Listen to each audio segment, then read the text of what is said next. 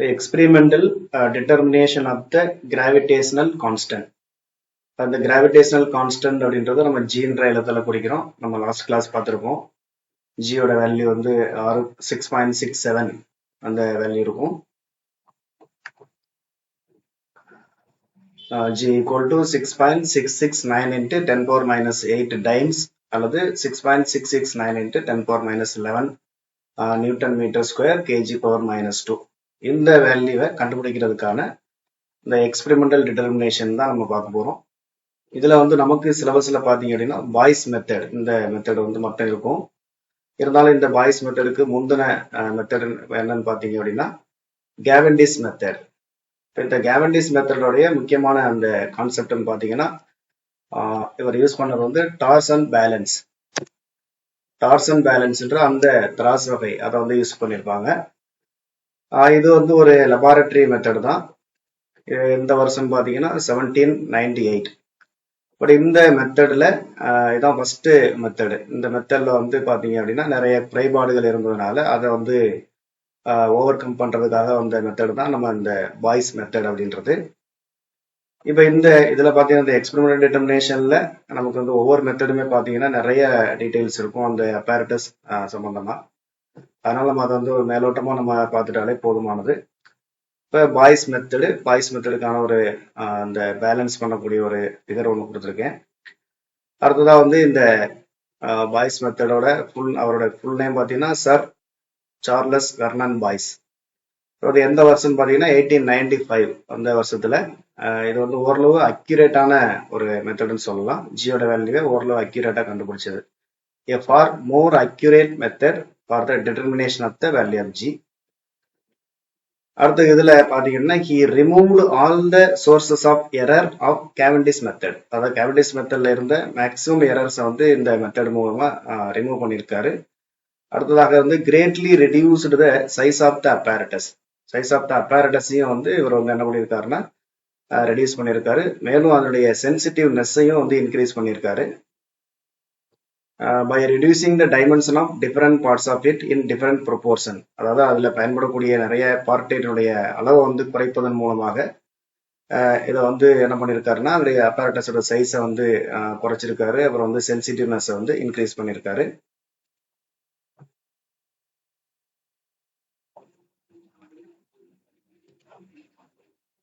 இப்போ அடுத்து இதுல கால்குலேஷன்ஸ் அப்படின்னு பாத்தீங்க அப்படின்னா டைரக்டா நம்ம வந்து ஃபார்முலாவுக்கு வந்துடலாம்.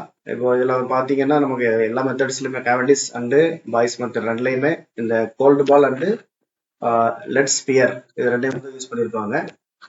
Gold balls and lead sphere வந்து யூஸ் பண்ணியிருப்பாங்க. இதே கால்குலேஷன்ல வந்து நமக்கு ஃபார்முலா பாத்தீங்கன்னா G equal to B square plus L square minus 2BL cos theta divided by 2 capital M small m BL sin theta the whole power 3/2 C theta வருது. இந்த Cன்றது வந்து பாத்தீங்கன்னா torsional couple per unit test unit twist, அதாவது அந்த ஓரலகு முறுக்குதலுக்கான ஒரு இரட்டை அப்படின்னு சொல்லுவோம், கப்பிள் ஃபோர்ஸ் அப்படின்னு சொல்லுவோம். இதான் வந்து இந்த அதற்கான ஃபார்முலா. இப்போ இந்த ஃபார்முலாவை அப்ளை பண்ணி அந்த எக்ஸ்பெரிமெண்ட் மூலமாக கண்டறியப்பட்ட மதிப்பு அப்படின்னு பாத்தீங்க அப்படின்னா பாய்ஸ் வந்து 6.6576 into 10 power minus 8 அது டைன்ல, அது நியூட்டன்ல பாத்தீங்கன்னா 10 power minus 11 நியூட்டன். இந்த வேல்யூ வந்து அவர் கண்டுபிடிச்ச வேல்யூ. இந்த வேல்யூவை கேட்கலாம், நமக்கு வந்து முக்கியமான பாயிண்டா இருக்கும். இப்போ நெக்ஸ்ட் இந்த இதனுடைய அட்வான்டேஜஸ் பாத்தீங்க அப்படின்னா கேவண்டிஸ் மெத்தடுக்கும் பாய்ஸ் மெத்தடுக்குமான அட்வான்டேஜஸ், கேவண்டிஸ் மெத்தட்ல இருந்து எந்த அளவுக்கு இது அட்வான்டேஜஸ் இருக்கு அப்படின்னு சொல்லிட்டு நம்ம ஏற்கனவே பார்த்தோம். சைஸ் வந்து பார்த்தோம். ஃபர்ஸ்ட் பாயிண்ட் பாத்தீங்கன்னா the size of the chamber was greatly reduced, thus almost completely eliminating convection currents and enabling its temperature to be controlled. அதாவது அந்த அப்பேரட்டஸ்ல சைஸை வந்து ரொம்ப ரெடியூஸ் பண்ணிட்டதுனால அதை வந்து டெம்பரேச்சரை வந்து நம்ம வந்து கண்ட்ரோல் பண்ண முடியுது. இதுல வந்து டெம்பரேச்சரை கண்ட்ரோலா வச்சுக்க முடியுது. பெரிய சைஸ் இருந்துச்சு அப்படின்னா அது உள்ள ஃபுல்லா அந்த டெம்பரேச்சரை வந்து அவ்வளவு ஏரியாவுக்கும் கண்ட்ரோல் பண்ணி வைக்கிறது கஷ்டம். அப்புறம் வந்து எலிமினேட்டிங் கன்வெக்ஷன் கரண்ட்டையும் வந்து என்ன பண்ண முடியும் அப்படின்னா நம்ம வந்து குறைக்க முடியும். அடுத்து செகண்ட் பாயிண்ட் பாத்தீங்கன்னா the two pairs of lead spheres அந்த லெட் ஸ்பியர் பார்த்தீங்கன்னா and gold balls being arrange at different level. Lead ஸ்பியரும் அண்ட் கோல்டு பாலையும் வந்து டிஃப்ரெண்ட் லெவல்ல அரேஞ்ச் பண்ணியிருப்பாரு. எப்படின்னு பார்த்தீங்கன்னா the gravitational force of a lead sphere on the distant gold ball is almost negligible. அந்த மாதிரி இப்போ இது வந்து நம்ம கிராவிடேஷனல் கான்ஸ்டன்ட் கண்டுபிடிக்கிறோம் இல்லையா, அப்போ வந்து ஒரு மாசுக்கும் இன்னொரு மாசுக்கும் இடையில கிராவிடேஷனல் ஃபோர்ஸ் இருக்கும். அப்போ இந்த apparatusல பயன்படுத்தக்கூடிய lead sphere and gold ball இது ரெண்டுக்கும் இடையில கிராவிடேஷனல் ஃபோர்ஸால இதோடைய ரீடிங் வந்து மாறிடும்.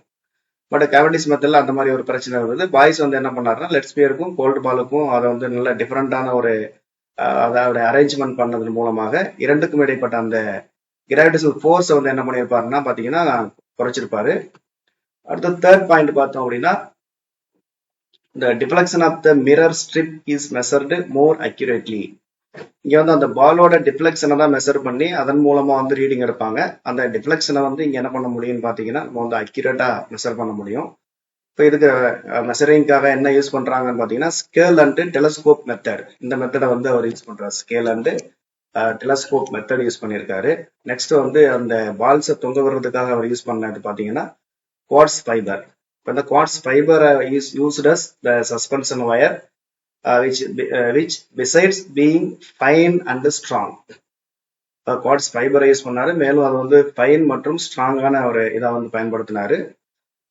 இதனால என்ன அட்வான்டேஜ்னு பார்த்தீங்கன்னா இஸ் ஆல்மோஸ்ட் பெர்ஃபெக்ட்லி எலாஸ்டிக். இது வந்து ஒரு குவார்ட்ஸ் வந்து ஆல்மோஸ்ட் பெர்ஃபெக்ட்லி எலாஸ்டிக்கா இருந்தது. அதுக்கப்புறம் இதுக்கு வந்து இது ரொட்டேட் ஆகுறதுக்கு நமக்கு வந்து small torque per unit test, அந்த ஓரளவு முறுக்குவதற்கு தேவையான அந்த டார்க் வந்து இதுக்கு வந்து ரொம்ப ரொம்ப கம்மியா இருந்தாலே போதும். அடுத்த பாயிண்ட் பாத்தீங்கன்னா the angular deflection of the mirror strip is thus quite appreciably large. angular deflection வந்து நல்லாவே லார்ஜா இருக்கும். அப்படி large as well as proportional to the applied torque. நம்ம எவ்வளவு டார்க் அப்ளை பண்றோமோ அதுக்கு தகுந்த மாதிரி டிஃப்ளெக்ஷனும் நல்லாவே வரும். அப்ப அதை நம்ம மெஷர் பண்றதுக்கு நமக்கு ஈஸியா இருக்கும். இது எல்லாமே வந்து பாய்ஸ் மெத்தடுடைய அட்வான்டேஜஸ். இப்போ நெக்ஸ்ட் பாய்ஸ் மெத்தடு அப்புறம் பாய்ஸ் மெத்தட்லயும் நமக்கு வந்து ரொம்ப மோர் அக்யூரேட்டா கிடைக்கல, ஓரளவு அக்யூரேட்டான வேல்யூ தான். ஏன்னா 6.6576 அந்த வேல்யூ தான் கிடைச்சது. அதன் பிறகு இன்னும் அக்யூரேட்டான வேல்யூ கண்டுபிடிச்ச மெத்தட்னு பார்த்தீங்கன்னா கெயில்ஸ் மெத்தட். இது ஆல்ரெடி நம்ம அந்த இதுலேயே சொல்லியிருப்போம். கெயில்ஸ் மெத்தட் வந்து மூலமா தான் இந்த 6.670 இந்த எல்லோ பண்ணியிருக்க இந்த வேல்யூ தான் கரெக்டான அக்யூரேட் வேல்யூ. இந்த அக்யூரேட் வேல்யூவை கொண்டு வந்ததுன்னு பார்த்தீங்கன்னா எந்த மெத்தட்னா நமக்கு கெயில்ஸ் மெத்தட். நமக்கு டிட்டர்மினேஷன்ல நமக்கு வந்து பாய்ஸ் மெத்தட் மட்டும் இருந்தாலும் ஃபர்ஸ்ட் மெத்தட் பார்த்தீங்கன்னா கேவிட்டிஸ் மெத்தட். அதுல நிறைய குறைபாடுகள் இருந்ததுனால பாய்ஸ் வந்து அதை டெவலப் பண்ணி கொண்டு வராரு. அது ஓரளவு பாய்ஸ் மெத்தட்ல வந்து நமக்கு ஓரளவு என்ன கிடைக்குதுன்னு பார்த்தீங்கன்னா ஒரு கரெக்டான வேல்யூக்கு பக்கத்துல கிடைக்குது. ஆனாலும் இன்னும் அக்யூரேட்டா இல்லை. அதற்காக அடுத்ததா வந்து தான் அந்த கெயில்ஸ் மெத்தட் அப்படின்றது. இந்த கெயில்ஸ் மெத்தட் வந்து ஆல்மோஸ்ட் நமக்கு வந்து அக்யூரேட்டான வேல்யூவை நமக்கு கொடுத்துருக்கும். இப்போ the method adopted by P.R. Hale in the year பார்த்தீங்கன்னா 1930 for the determination of the value of G is taken to be the most accurate to date. இது வரைக்கும் ரொம்ப அக்யூரேட்டான ஒரு வேல்யூ கொடுத்ததுன்னு பார்த்தீங்கன்னா இந்த Heyl's method. It is a modification of Braun's torsion balance experiment. இது வந்து பார்த்தீங்கன்னா இந்த கெயில்ஸ் மெத்தட் வந்து பிரான்ஸோட டார்சன் பேலன்ஸ் எக்ஸ்பெரிமெண்ட் அதனுடைய மாடிஃபிகேஷன் அப்படின்னு சொல்றாங்க. மேலும் which itself was revised version of the boys method. மேலும் இது வந்து பாய்ஸ் மெத்தடுடைய ஒரு ரிவைஸ்டு வெர்ஷன் தான். அதே மெத்தட்ல கொஞ்சம் அட்வான்டேஜ் பண்ணி உருவாக்குனதான் இந்த கெயில்ஸ் மெத்தட். இப்போ கரெக்டான ஜி வேல்யூ பார்த்தீங்க அப்படின்னா 6.670 அல்லது 6.669 நம்ம போட்டிருக்கோம். ரெண்டும் சேம் தான் கிட்டத்தட்ட into 10⁻⁸ time centimetre square gram square. அதுவே நீங்க எஸ்ஐ யூனிட்ல பாத்தீங்க அப்படின்னா 10⁻11 வரும். டைனுக்கு பதிலாக நியூட்டன், சென்டிமீட்டரை வந்து நம்ம மீட்டருக்கு மாத்திடுறோம், கிராமம் வந்து கிலோகிராமுக்கு மாத்திடுறோம். இப்போ நெக்ஸ்ட் நம்ம பார்க்க போற டாபிக் அப்படின்னு பார்த்தோம் அப்படின்னா கிராவிடேஷனல் ஃபீல்டு. அப்புறம் இதை வந்து இன்னொரு பேர் என்ன சொல்றோம், intensity of the field. Gravitational field, intensity of the field நம்ம சொல்லலாம். இப்போ இந்த gravitational field, intensity of the field இது எல்லாமே வந்து நம்ம ஆல்ரெடி எலக்ட்ரோஸ்டாட்டிக்ஸ்ல எலக்ட்ரோஸ்டாட்டிக் இன்டென்சிட்டி பார்த்துருப்போம். அதே மாதிரி எலக்ட்ரிக் பொட்டன்சியல் பார்த்துருப்போம், எலக்ட்ரிக் பொட்டன்சியல் எனர்ஜி பார்த்துருப்போம். கிட்டத்தட்ட அதே கான்செப்ட் தான் நமக்கு இங்கேயும் வரப்போகுது. எலக்ட்ரோஸ்டாட்டிக்ஸ்ல வந்து சார்ஜஸ் வந்து இருக்கும், இங்க வந்து அதற்கு பதிலாக மாஸ் அதை வந்து நம்ம யூஸ் பண்ணியிருப்போம். கிட்டத்தட்ட ஃபார்முலாஸ் எல்லாமே அங்க வந்து கேன்னு சொல்லிட்டு ஒரு கான்செப்ட் யூஸ் பண்ணியிருப்போம். இங்க வந்து அதுக்கு பதிலாக வந்து புவியீர்ப்பு மாறிலி அதாவது ஜியை வந்து நம்ம வந்து யூஸ் பண்றோம். ஸோ அதனால் அதையும் நீங்கள் கம்பேர் பண்ணிக்கிட்டீங்க அப்படின்னா உங்களுக்கு வந்து ரொம்ப ஈஸியாக இருக்கும். டெஃபினேஷன் எல்லாமே கிட்டத்தட்ட சேமாக தான் இருக்கும் ரெண்டு டெஃபினேஷனுமே. இப்போ ஃபர்ஸ்ட் 2 லைன்ஸ்ல என்ன சொல்லியிருக்கோம் அப்படின்னா, ஜென்ரலா கிராவிடேஷனல் ஃபீல்டுனா என்ன அப்படின்னு சொல்லியிருக்கோம். எந்த ஒரு ஃபீல்டா இருந்தாலும் நமக்கு வந்து மேக்னெட்டிக் ஃபீல்டு அல்லது எலக்ட்ரோஸ்டாட்டிக் ஃபீல்டு எந்த ஒரு ஃபீல்டா இருந்தாலும் என்ன அப்படின்னா ஒரு குறிப்பிட்ட ஒரு ஏரியா இருக்கும். அந்த ஏரியாவை தான் நம்ம என்ன சொல்லுவோம், ஃபீல்டுன்னு சொல்லுவோம். இப்போ உதாரணமா ஒரு சார்ஜ் இந்த இடத்துல இருக்குன்னா அந்த சார்ஜை சுத்தி அந்த சார்ஜோட எஃபெக்ட் வந்து எவ்வளவு தூரம் வரைக்கும் இருக்கு அப்படின்றதுதான் நம்ம வந்து எலக்ட்ரிக் ஃபீல்டு அப்படின்னு சொல்லுவோம். அதே மாதிரி இப்போ கிராவிடேஷனல் ஃபீல்டுனா ஜென்ரல் டெஃபினேஷன் பார்த்தீங்கன்னா ஒரு மாஸ் இருக்குது அப்படின்னா அந்த மாஸை சுற்றி எந்த அளவுக்கு அந்த கிராவிடேஷனல் அட்ராக்ஷன் வந்து பெர்செப்டபிளா இருக்கு. பெர்செப்டபிள் மீன்ஸ் அதனுடைய தன்மை எந்த அளவுக்கு உணரப்படுகிறதோ அந்த ஏரியா வரைக்கும் இருக்கக்கூடிய அதை வந்து நம்ம என்ன சொல்றோம் அப்படின்னா ஃபீல்டு அப்படின்னு நம்ம எடுத்துக்கலாம். இதுதான் ஃபர்ஸ்ட் 2 லைன்ஸ் இருக்கக்கூடிய இது ஜென்ரல் எக்ஸ்பிளனேஷன். இப்போ பர்டிகுலரா நம்ம வந்து ஒரு டெஃபினேஷனா வந்து நம்ம சொல்லணும், இன்டென்சிட்டி அப்படின்றத வந்து இன்டென்சிட்டி ஆஃப் த ஃபீல்டு அல்லது அதுக்கு இன்னொரு பேரு ஸ்ட்ரென்த் அப்படின்னு சொல்லலாம். அப்போ த இன்டென்சிட்டி ஆர் ஸ்ட்ரென்த் அது வந்து நம்ம வந்து கேபிட்டல் இன்ற எழுத்தால குறிக்கிறோம். இப்போ எலக்ட்ரோஸ்டாட்டிக்லையும் நம்ம எலக்ட்ரிக் ஃபீல்டை ஈன்னு தான் குறிப்போம். அதே லெட்டர் தான் இங்கே நம்ம யூஸ் பண்ணியிருக்கோம். Of the gravitational field of a particle of mass m at a point distance r from it is the force experienced by a unit mass placed at that point in the field. இதனுடைய meaning என்ன அப்படின்னு பாத்தீங்கன்னா, ஒரு பாயிண்ட்ல எவ்வளவு field இருக்கும் அப்படின்றத கண்டுபிடிக்கிறதுக்காக என்ன பண்ணணும் அப்படின்னா, இது வந்து ஒரு பாயிண்ட் அப்படின்னா நம்ம வந்து இந்த பாயிண்ட்ல எவ்வளவு வந்து நமக்கு கிராவிடேஷனல் ஃபீல்டு இன்டென்சிட்டி இருக்கு அப்படின்னு கண்டுபிடிக்கிறதுக்கு நாம என்ன செய்யணும் அப்படின்னா, ஒரு டெஸ்ட் மாஸ், இங்க நம்ம டெஃபினேஷன்ல என்ன சொல்லியிருக்கோம் அப்படின்னா யூனிட் மாஸ், அந்த டெஸ்ட் மாஸ் வந்து யூனிட் மாஸா எடுத்துக்கணும். அதாவது யூனிட் மாஸ்னா SI யூனிட்ல வந்து ஒரு 1 கிலோகிராம் மாஸ் அப்படின்னு நம்ம எடுத்துக்கலாம். அப்போ ஒரு 1 கிலோகிராம் மாஸை கொண்டு போய் நம்ம இந்த பாயிண்ட்ல நம்ம என்ன பண்ண போறோம், வைக்க போறோம். அப்ப அந்த force experienced by a unit mass அப்படின்னா ஃபோர்ஸ் வந்து அதாவது ஒரு யூனிட் மாஸ் 1 கிலோகிராம் மாஸ் வந்து எவ்வளவு ஃபோர்ஸை எக்ஸ்பீரியன்ஸ் பண்ணுது எங்க அப்படின்னா placed at that point in the field. எங்க வந்து நம்ம வந்து ஃபீல்டை நம்ம வந்து கண்டுபிடிக்கணுமோ அந்த பாயிண்ட்ல நம்ம வந்து அந்த மாஸ் வந்து 1 கிலோகிராம் மாஸ் வந்து எவ்வளவு ஃபோர்ஸை எக்ஸ்பீரியன்ஸ் பண்ணுது. அப்புறம் அந்த பாயிண்ட்ல இருந்து அதாவது ஆர் டிஸ்டன்ஸ்ல அந்த நம்ம வந்து ஒரு 1 கிலோகிராம் டெஸ்ட் மாஸ் நம்ம வச்சுக்கலாம். இப்போ இதுதான் வந்து நமக்கு வந்து 1 kg டெஸ்ட் மாஸ் இங்க வச்சிருக்கீங்க.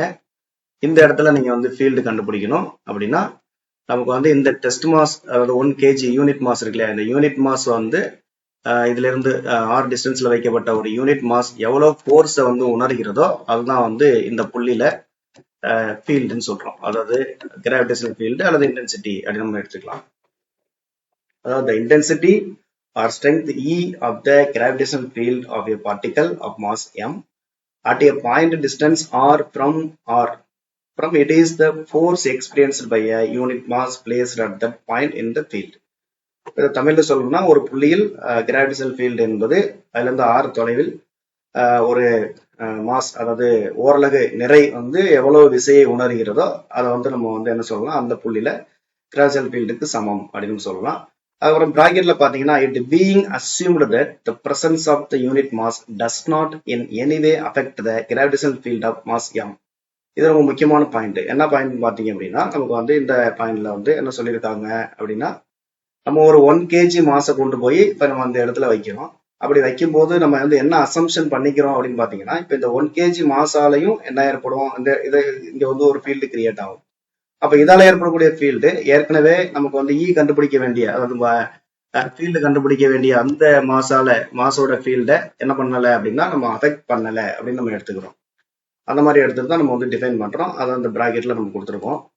இப்போ நெக்ஸ்ட் இதற்கான ஃபார்முலா பாத்தீங்க அப்படின்னா E vector equal to minus m by r square g r cap. இது ஆல்ரெடி கிராவிடேஷனல் ஃபோர்ஸுக்கான அந்த ஃபார்முலாவில இருந்து வர்றதா. கிராவிடேஷனல் ஃபோர்ஸுக்கான ஃபார்முலா வந்து நமக்கு வந்து F vector equal to capital G m1 m2 by r square into r cap. இது நம்ம யூஸ் பண்ணியிருப்போம். இப்போ ஃபீல்டு அப்படின்னு பாத்தீங்கன்னா ஃபீல்டு ஆக்சுவலா என்ன அப்படின்னா F வெக்டரை நீங்க வந்து m ஆல டிவைட் பண்ணணும். ஏன்னா யூனிட் மாஸ் இல்லையா, அதனால F by m போட்டீங்கன்னா அப்போ வந்து இந்த 2 மாஸ்ல ஒரு மாஸ் போயிடும். அதனால வந்து நம்ம வந்து m1 m2 எடுத்துக்காம m அப்படின்னு எடுத்துக்கிறோம். By r square r cap அது எல்லாமே வந்துடும். ஃபார் ஏர் கேப் பாத்தீங்கன்னா என்னன்னா ஒரு unit vector along the direction of the r vector திசையில செயல்படக்கூடிய ஒரு யூனிட் வெக்டர். அதாவது இது வந்து டைரக்ஷனை குறிக்கிறதுக்காக நம்ம பயன்படுத்துறது இந்த ஆர் கேப். அடுத்து the intensity of the field at a point is quite often referred to simply as the field at the point. அதாவது intensity of the field அப்படின்றத நம்ம ஜென்ரலா என்ன சொல்றோம், field at a point அப்படின்னு சொல்லலாம். And may also be defined as the space rate of change of gravitational potential or the potential gradient at that point அப்படின்னு சொல்லலாம். இந்த டெபினேஷன் வந்து எலக்ட்ரோஸ்டாட்டிக்ஸ்லயுமே எலக்ட்ரோஸ்டாட்டிக் ஃபீல்டுக்கு ரெண்டு ஃபார்முலா நமக்கு இருக்குது. ஒன்னு வந்து E equal to அங்க வந்து F by Q ன்னு சொல்லுவோம். அதுதான் நம்ம வந்து F by M ன்னு சொல்லிட்டு மேல சொன்ன அந்த யூனிட் மாஸ் வரையறை பார்த்தோம். அடுத்து இன்னொரு ஃபார்முலா பாத்தீங்கன்னா E equal to இந்த formula E equal to dV by dr minus dV by dr ன்னு வரும் நம்ம எலக்ட்ரோஸ்டாட்டிக்ஸ்ல. இங்க வந்து நம்ம சைன் யூஸ் பண்ணாம நம்ம கொடுத்துருக்கோம். இப்போ மைனஸ் dV by dr அப்படின்ற ஒரு ஃபார்முலா இருக்கும். அதே ஃபார்முலா அப்படியே நம்ம வந்து கிராவிடேஷனுக்கு யூஸ் பண்ணிக்கிறோம். இப்போ இந்த ஃபார்முலாவிலிருந்து நீங்க வந்து இது கிராவிடேஷனல் ஃபீல்டை நம்ம டிஃபைன் பண்ணோம் அப்படின்னா இதுல டிவின்றது என்ன அப்படின்னு பாத்தீங்கன்னா rate of change of potential. யாரை பொறுத்து சேஞ்ச் ஆகுது, நமக்கு வந்து டிஆர் பொறுத்து சேஞ்ச் ஆகுது. டிஆர் அப்படின்றது பாத்தீங்க அப்படின்னா அந்த தொலைவுனால நம்ம என்ன சொல்றோம் அப்படின்னா ரேட் ஆஃப் சேஞ்ச் ஆஃப்க்கு முன்னாடி ஸ்பேஸ்ன்ற வேர்டை யூஸ் பண்ணிடுறோம். ஸ்பேஸ் அப்படின்னா நீளம் அகலம் எல்லாமே அதுல வந்துடும், தொலைவு எல்லாமே அதுல வந்துடும். ஸோ அதனால இந்த ஃபார்முலாவை தான் நம்ம இப்படி டிஃபைன் பண்றோம். என்ன சொல்றோம் அப்படின்னா space rate of change of gravitational potential. இப்போ டிஆருக்கு பதில டிடின்னு இருந்துச்சுன்னா நம்ம வெறும் ரேட் ஆஃப் சேஞ்ச் ஆஃப் அல்லது டைம் ரேட் ஆஃப் சேஞ்ச் ஆஃப்னு சொல்லணும்.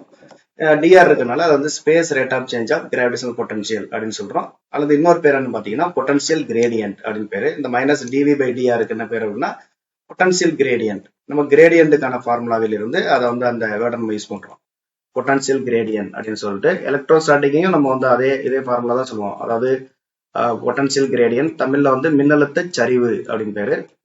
அப்போ வந்து ஃபீல்டு வந்து மின்னழுத்தத்தினுடைய சரிவுக்கு சமம், அதாவது பொட்டன்ஷியல் கிரேடியன்ட்டுக்கு சமம் அப்படின்னு சொல்லலாம்.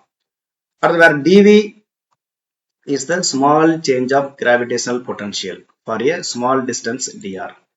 இந்த ஃபார்முலா நம்ம சொல்லிருக்கோம் டிவி டிஆர் அப்படின்றத. The magnitude of E decreases as the distance r increases.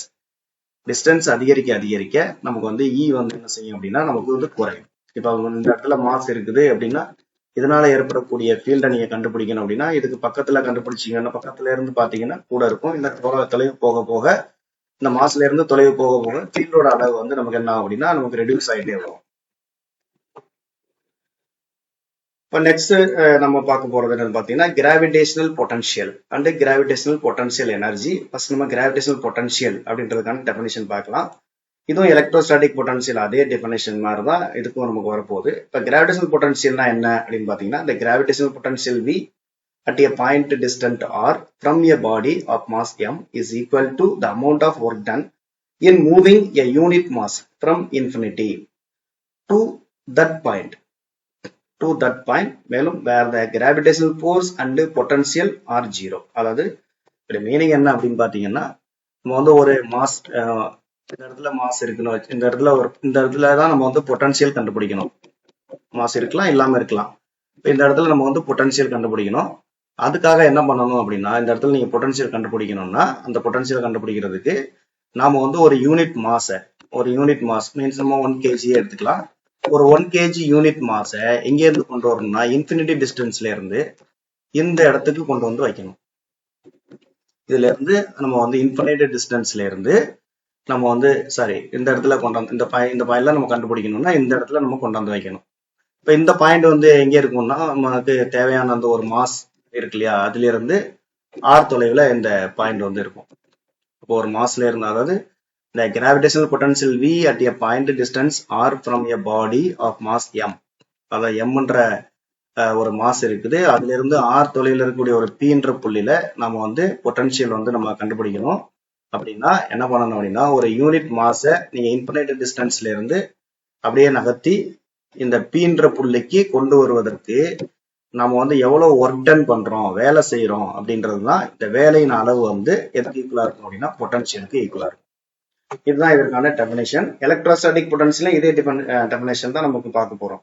அதாவது 1 kg மாஸுக்கு பதிலாக அங்க வந்து ஒரு 1 கூலும் சார்ஜ் எடுத்துக்க போறோம். இங்க இந்த எம்ன்ற மாஸ் இருக்கும், அதுக்கு பதிலாக அந்த அங்க கியூன்ற ஏதாவது ஒரு சார்ஜ் இருக்கும். இந்த சேம் டெஃபினேஷன் தான். இப்போ இதற்கான அடுத்து இங்க இந்த பிராக்கெட்ல என்ன சொல்லியிருக்காங்க, where the gravitational force and potential are zero அப்படின்னா எங்க அப்படின்னா இன்ஃபினிட்டில. எதை வந்து நம்ம இன்ஃபினிட்டின்னு எடுத்துக்கிறோம், இப்போ இன்ஃபினிட்டினா நம்ம ரொம்ப அப்படியே நம்ம இன்ஃபினிட்ல இருந்து கொண்டு வரணும் அப்படின்னு அவசியம் இல்லை. அந்த இடத்துல என்னவா இருக்கணும் அப்படின்னா கிராவிடேஷனல் ஃபோர்ஸும் பொட்டன்சியலும் நமக்கு ஜீரோவா இருக்கணும். இன்ஃபினிட்டினாலே gravitational force and potential zero, இதை நல்லா ஞாபகம் வச்சுக்கோங்க. நெக்ஸ்ட் இதுக்கான ஃபார்முலா வந்து v equal to minus integral infinity to R E dot dR equal to formula பாத்தீங்கன்னா மைனஸ் எம் பை ஆர்ஜி. இதான் வந்து அதற்கான ஃபார்முலா. பொட்டன்சியல் பாத்தீங்கன்னா மைனஸ்ல இருக்கும். ஏன் மைனஸ்ல இருக்குன்னு பாத்தீங்கன்னா இது வந்து அட்ராக்டிவ் ஃபோர்ஸ் தான் நமக்கு வந்து இருக்கும் இங்க வந்து கிராவிடேஷனை பொறுத்த வரைக்கும். இது ஏற்கனவே நம்ம வந்து ஈக்கான ஃபார்முலா பார்த்தோம் அப்படின்னா ஈக்கான ஃபார்முலாவில் minus M by R square இருக்கும், இங்க வந்து ஆர் இருக்கு, அவ்வளவுதான். Next, clearly this is also the potential energy of unit mass at the point distance r from the body of mass m, so that the gravitational potential at a point is equal to the potential energy of unit mass at that point.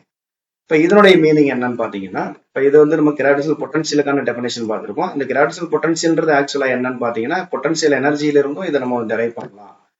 Potential எனர்ஜிக்குல இருந்தும் நம்ம வந்து derive பண்ணலாம். Potential எனர்ஜிக்கான formula வந்து U equal to, அதை நம்ம பின்னாடி பார்க்க போறோம், G M1 M2 by R. இப்போ எப்படி ஃபோர்ஸ்ல இருந்து நம்ம E கொண்டு வந்தோம் இல்லையா, அதாவது E equal to F by M எழுதணும் இல்லையா, இதே மாதிரி பொட்டன்ஷியலை வந்து பொட்டன்ஷியல் எனர்ஜி பை மாஸ் அப்படி எழுதலாம். அப்ப இந்த ஃபார்முலாவை யூஸ் பண்ணி இந்த டேர்ம் வந்து நம்ம சொல்லியிருக்கோம், வேற ஒன்றும் கிடையாது. அதாவது clearly this is also the potential energy of unit mass. இதுல இந்த ரெண்டு மாஸ்ல ஏதாவது ஒன்று யூனிட் மாஸா இருந்துச்சு அப்படின்னா இந்த வின்றது யாருக்கு சமமா இருக்கும், யூனிட் மாஸா இருந்தா M1க்கு நம்ம 1 போட்டுருவோம், M2 M1 வச்சுக்குவோம். அப்படி வச்சுட்டீங்கன்னா உங்களுக்கு வந்து இந்த ஃபார்முலாவே கிடைச்சிடும். என்ன அப்படின்னா மைனஸ் ஜி M1க்கு போல 1 போட்டுறீங்க, M2 M1 வச்சுக்கிட்டீங்கன்னா GM by R அப்படின்னு கிடைச்சிடும். அப்போ வந்து M1 அல்லது M2 ஒன்னுன்னு இருந்தா யூனிட் மாஸா இருந்துச்சு அப்படின்னா பொட்டன்ஷியல் எனர்ஜி யூவும் பொட்டன்ஷியலும் சேமா இருக்கும் அப்படின்றத இந்த பாயிண்ட்ல சொல்லியிருக்கோம். இந்த பாயிண்ட் தான் அதே மீனிங்கை தான் நமக்கு கொடுக்குது. அதாவது so that the gravitational potential at a point is equal to the potential energy of unit mass at that point. ஒரு பாயிண்ட்ல நம்ம வந்து பொட்டன்ஷியல் கண்டுபிடிக்கிறதுக்கு அந்த பொட்டன்ஷியல் எனர்ஜியை கண்டுபிடிக்கலாம். அந்த பொட்டன்ஷியல் எனர்ஜியில் இருக்கக்கூடிய ரெண்டு மாஸ்ல ஒரு மாஸ் வந்து என்னவா இருக்கணும்னா யூனிட் மாஸா இருக்கணும் அப்படின்றதுதான், அப்படியும் நம்ம வந்து அதை டிஃபைன் பண்ணலாம். இப்போ நெக்ஸ்ட் நம்ம பார்க்க போறதுன்னு பாத்தீங்கன்னா ஸ்பெஷல் கேசஸ். என்ன ஸ்பெஷல் கேசஸ் அப்படின்னா கிராவிடேஷனல் பொட்டன்ஷியல் அண்ட் ஃபீல்டு, இது ரெண்டும் வந்து ஸ்பெரிக்கல் செல்ல எப்படி இருக்கும், அதே மாதிரி வந்து ஒரு சாலிட் ஸ்பியர்ல எப்படி இருக்கும். இப்போ ஸ்பெரிக்கல் ஸ்பியரோட வெளியில எப்படி இருக்கும், உள்ள எப்படி இருக்கும், அதே சர்ஃபேஸ்ல எப்படி இருக்கும்னு பார்க்க போறோம். அதே மாதிரி சாலிட் ஸ்பியர்ல வெளியில அதே சர்ஃபேஸ்ல உள்ள அதோட வேல்யூ எப்படி இருக்கும் அப்படின்றத பொட்டன்ஷியல் ஃபீல்டு ரெண்டையும் நம்ம பார்க்க போறோம்.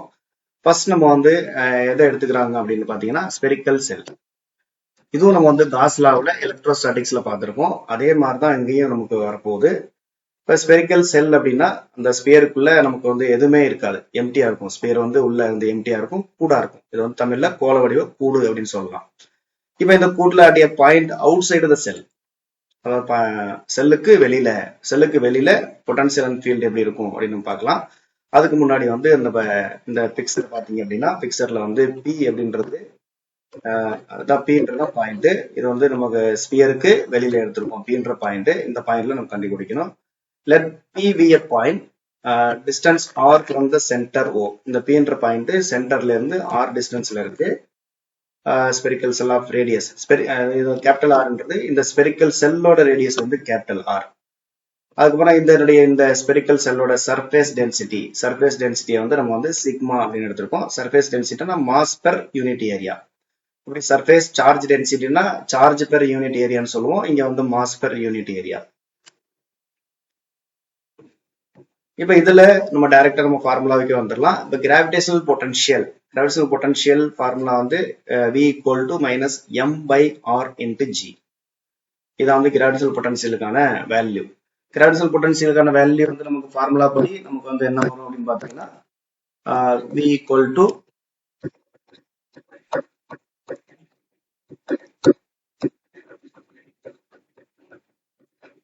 இது மாதிரி பார்த்திருப்போம். இங்க வந்து மாஸ் வந்து கேபிட்டல் எம்னு வச்சிருக்கனால கேபிட்டல் எம்னு போட்டிருக்கோம். இதுல ஆர்ன்றது டிஸ்டன்ஸ், இங்க ஸ்மால் ஆர்ன்றது டிஸ்டன்ஸ்ன்றதுனால அதே ஃபார்முலா நமக்கு அப்படியே வந்துருது. அப்ப அதாவது at a point outside the cell, செல்லுக்கு வெளியில கிராவிடேஷனல் பொட்டன்ஷியல் எவ்வளவு இருக்குன்னு பாத்தீங்கன்னா v equal to minus m by small r into g.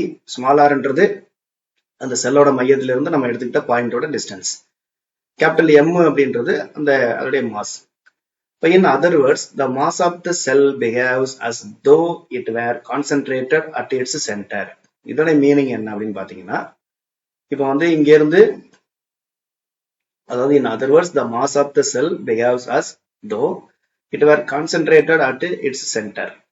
அப்படின்னா எல்லா மாசும் அதோடைய சென்டர்ல இருந்துச்சுன்னா, அதாவது இப்ப எல்லா மாசுமே இப்ப இந்த ஸ்பியரோட வெளியில இருக்கிறதுக்கு எல்லா மாசுமே இந்த சென்டர்ல இருந்துச்சு அப்படின்னா, இந்த சென்டர்ல இருந்து அதே ஆர் தொலைவுல உள்ள ஒரு புள்ளி பீல எவ்வளவு பொட்டன்சியல் இருக்குமோ அதே அளவுதான் இங்கேயும் இருக்குது. செல்லுல இருக்கிற மாசும் அதுக்கு பதிலாக வந்து எல்லாமே சென்டர்ல இருந்தாலும் சேம் பொட்டன்சியல் தான் அப்படின்றத நம்ம இங்க சொல்லியிருக்கோம். அடுத்து கிராவிடேஷனல் ஃபீல்டு எவ்வளவு இருக்கும் அப்படின்னு பாத்தீங்கன்னா, ஃபீல்டுக்கான formula E equal to minus dv by dr.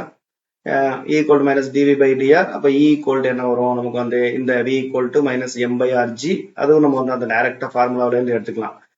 Minus m by r square g, இதான் வந்து அந்த ஃபார்முலா. அதுல இங்க ஆறுன்றது வந்து இந்த டிஸ்டன்ஸ் குறிக்கும், மையத்தில இருந்து அந்த p னுடைய தொலைவை குறிக்கும். இப்போ நெக்ஸ்ட் வந்து at a point on the surface of the cell. இப்போ நீங்க சர்ஃபேஸ் ஆஃப் த செல்னா இந்த சர்ஃபேஸ்ல எடுத்துக்க போறீங்க. இப்போ பாயிண்ட் எந்த பாயிண்ட் எடுத்துக்கலாம் அப்படின்னு பாத்தீங்கன்னா, அந்த ஏன்ற இடத்துல ஒரு பாயிண்ட் எடுத்துக்க போறீங்க அப்படின்னா, அந்த பாயிண்ட் வந்து ஸ்பெரிக்கல் செல்லோட அந்த சர்ஃபேஸ்லயே இருக்கும். இப்போ அங்க வந்து எவ்வளவு கிராவிடேஷனல் பொட்டன்சியல் இருக்கு, v equal to minus m by capital R into g. ஏன் கேபிட்டல் ஆர் யூஸ் பண்றோம் அப்படின்னா, மையத்தில இருந்து அந்த சர்ஃபேஸ் வந்து கேபிட்டல் ஆர் டிஸ்டன்ஸ்ல இருக்கு. அதே மாதிரி கிராவிடேஷனல் ஃபீல்டும் வந்து E equal to minus m by capital R square into g அதை எழுதிக்கலாம்.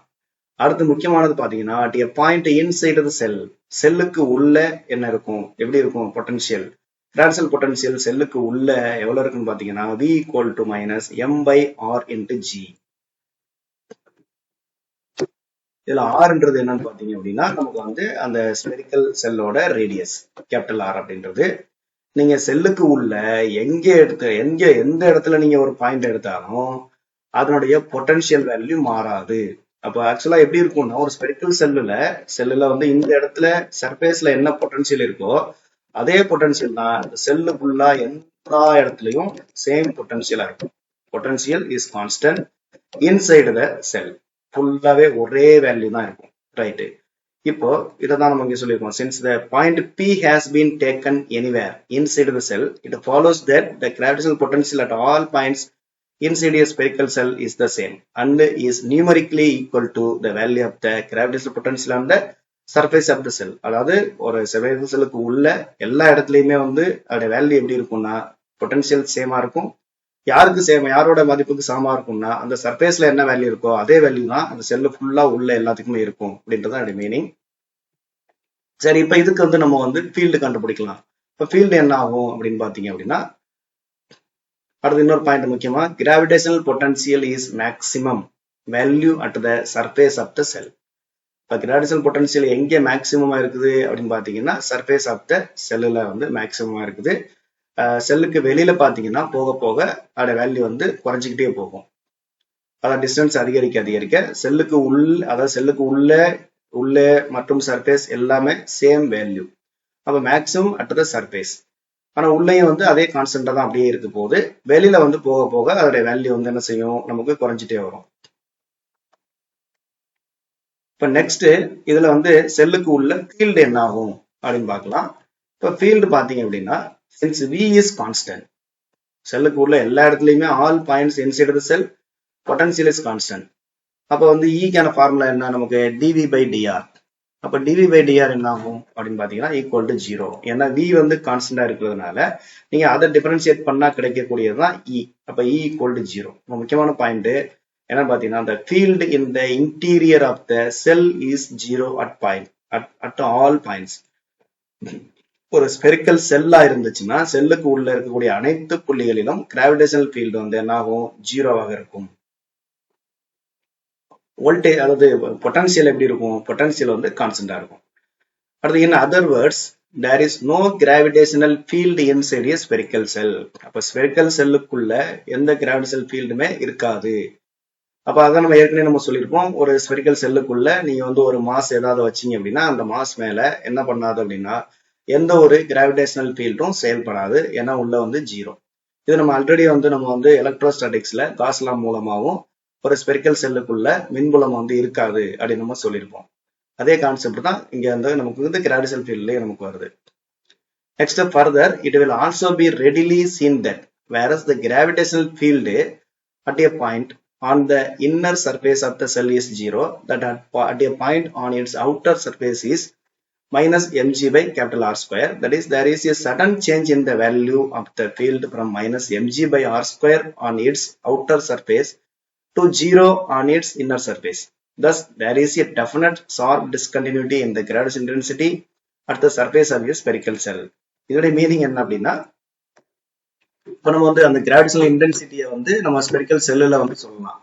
எப்படி இருந்துச்சு அப்படின்னு பாத்தீங்கன்னா, நமக்கு வந்து இது வந்து ஒரு ஸ்பெரிக்கல் செல்லு, இது வந்து ஸ்பெரிக்கல் செல்லுக்கு உள்ள ஏரியா, இது வந்து அதோடைய சர்ஃபேஸ், இது வந்து வெளியில இருக்கக்கூடிய ஏரியா. இப்போ வெளியில இருக்கிற ஏரியா வந்து இங்க இருந்து நமக்கு வந்து ஸ்மாலர் டிஸ்டன்ஸ்ல இருந்தது, அதனால அதோட வேல்யூ வந்து பாத்தீங்கன்னா minus M by R square into G போட்டிருப்போம். இந்த பாயிண்ட்ல வந்து capital M by capital r square into G அப்படின்னு எழுதிருப்போம், நம்ம வந்து சொல்லியிருப்போம். பட் ஆனா உள்ள பாத்தீங்கன்னா ஜீரோ. அப்ப இதுதான் வந்து நமக்கு இந்த பேராகிராஃப்ல சொல்லியிருக்கோம். என்ன அப்படின்னா, எலக்ட்ரிக் ஃபீல்டு வந்து சர்ஃபேஸ், அதாவது வெளியில இருந்து அந்த எலக்ட்ரிக் ஃபீல்டு வந்து என்ன ஆகுது அப்படின்னு பாத்தீங்கன்னா வேல்யூ வந்து இன்க்ரீஸ் ஆயிட்டே வருது, வந்து சர்ஃபேஸ் தாண்டின உடனே என்ன ஆயிடுதுன்னா ஜீரோ ஆயிடுது. அல்லது நீங்க உள்ள இருந்து வந்தீங்கன்னா ஜீரோவாவே இருக்கு, டக்குன்னு சர்ஃபேஸ் வரும்போது அது வந்து வேல்யூ மேக்ஸிமம் ஆகுது, அதுக்கப்புறம் அப்படியே குறைஞ்சிட்டே வருது. அப்ப அததான் இந்த பேராகிராஃப்ல என்ன சொல்லியிருக்கோம் அப்படின்னா, ஒரு சடனான ஒரு ஷார்ப் டிஸ்கண்டினியூட்டி, அதாவது ஜீரோல இருந்து டக்குன்னு வேல்யூ வருது, அதே மாதிரி அந்த வேல்யூல இருந்து டக்குன்னு ஜீரோக்கு வர்றது. அது ஷார்ப் டிஸ்கண்டினியூட்டினா உடனே கிராஜுவலா குறையாம உடனே சர்ஃபேஸ்ல இருந்து உள்ள வந்த உடனே ஜீரோ ஆயிடும். இதுதான் இந்த பேராகிராஃப்ல அவருடைய இது மாதிரியான ஒரு கேரக்டர் இருக்கு அப்படின்னு சொல்லியிருக்கோம். எதுக்குன்னா கிராவிடேஷனல் ஃபீல்ட் இன்டென்சிட்டிக்கு அப்படின்றது. இப்ப நெக்ஸ்ட் நம்ம பார்க்க போறதுன்னு பாத்தீங்கன்னா, இப்ப இது வரைக்கும் பார்த்தது ஸ்பெரிக்கல் செல்லுக்கு. இப்ப அடுத்து நம்ம பார்க்க போறது சாலிட் ஸ்பியர். இப்ப ஸ்பெரிக்கல் செல்லுக்கும் சாலிட் ஸ்பியருக்கும் என்ன வித்தியாசம்னா, சாலிட் ஸ்பியர்னா அந்த ஸ்பியருக்கு உள்ள எம்டியா இருக்காது, உள்ளேயும் வந்து மெட்டீரியல்ஸ் இருக்கும்.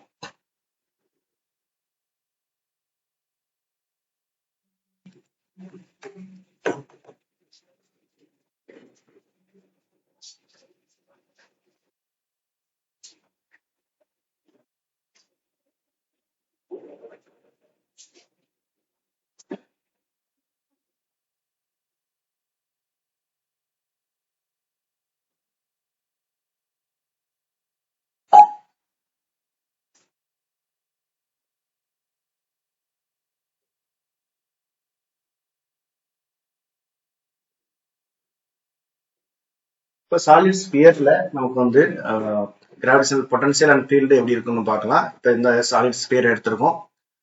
சாலிட் ஸ்பியர்ல பாயிண்ட் ஓ அப்படின்றது அதோடைய சென்டர், அதுக்கப்புறம் அதுல இருந்து கேபிட்டல் ஆர்ன்றது அதே தான் அந்த ஸ்பியரோட ரேடியஸ், ஸ்மால் ஆர்ன்றது ஸ்பியருக்கு வெளியில இருக்கக்கூடிய ஒரு புள்ளி பீனுடைய அந்த டிஸ்டன்ஸ்.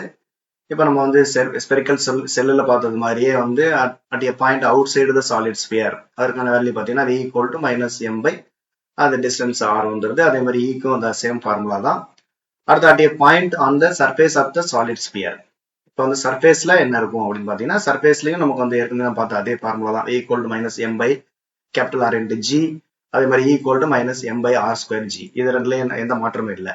ஆனா at a point inside the solid sphere, அதுல பாத்தீங்க அப்படின்னா நமக்கு வந்து ஸ்பெரிக்கல் செல்லுல வந்து நமக்கு வந்து v ஒரு வேல்யூ கிடைத்தது, e வந்து ஜீரோ வந்தது. பட் இங்க சாலிட் ஸ்பியர்ல வந்து அந்த மாதிரி கிடைக்காது.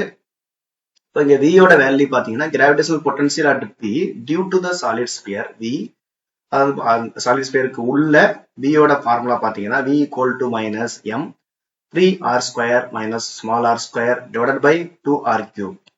இங்க ஸ்மால் ஆர்ன்றது சென்டர்ல இருந்து வெளியில உள்ள டிஸ்டன்ஸ் இல்ல, அந்த ஸ்பியருக்கு உள்ள